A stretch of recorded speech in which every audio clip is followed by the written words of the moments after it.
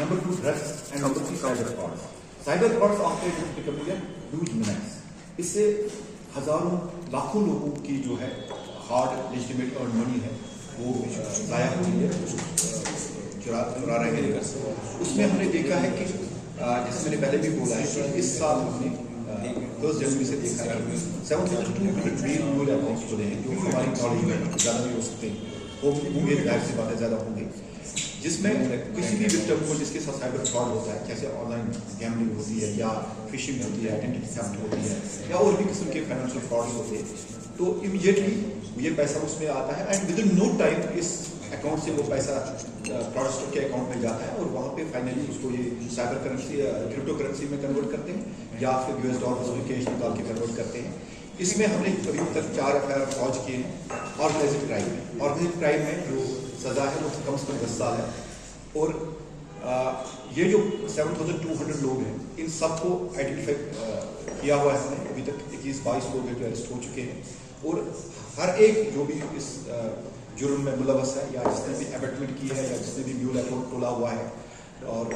अपने services fraudsters को दी है by way of opening the account, उन सब को हम अरेस्ट कर रहे हैं, सबके खिलाफ FIR लगेगा और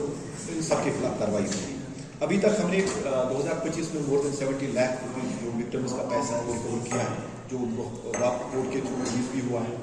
तो मेरी आपसे यही दरख्वास्त है और सब लोगों से दरख्वास्त है कि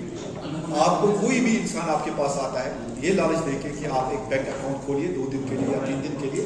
उसके बाद उसमें जो पैसा आएगा इमीडिएटली वो हम निकालेंगे और आपको अपना कमीशन मिलेगा। ये एक जुर्म है और संगीन जुर्म है, ये ऑर्गेनाइज्ड क्राइम है and you are becoming part of a organised crime syndicate और इसके लिए सख्त सजा जो है कानून ने तजवीज़ की है जो 10 साल की सजा है। और साथ में मेरी रिक्वेस्ट रहेगी सारे बैंक अथॉरिटीज से कि they need to create some regulatory mechanism, some mechanism जिससे ये मॉनिटर हो। अगर अचानक से कोई अकाउंट खोलता है और विद इन नो टाइम उसमें या विद इन अ डे और सो इसमें बहुत सारा पैसा आता है, it should be immediately flagged with the law enforcement agencies और इनका भी अपना एक रेगुलेटरी मैकेनिज्म हो ताकि ये जो लोग हैं इस साइबर फ्रॉड से बच जाए। जिनको आपने अरेस्ट अभी तक किया है उनका बैकग्राउंड है कुछ अभी तक लिंक ड्रग के साथ, टेररिज्म के साथ? अभी उनके साथ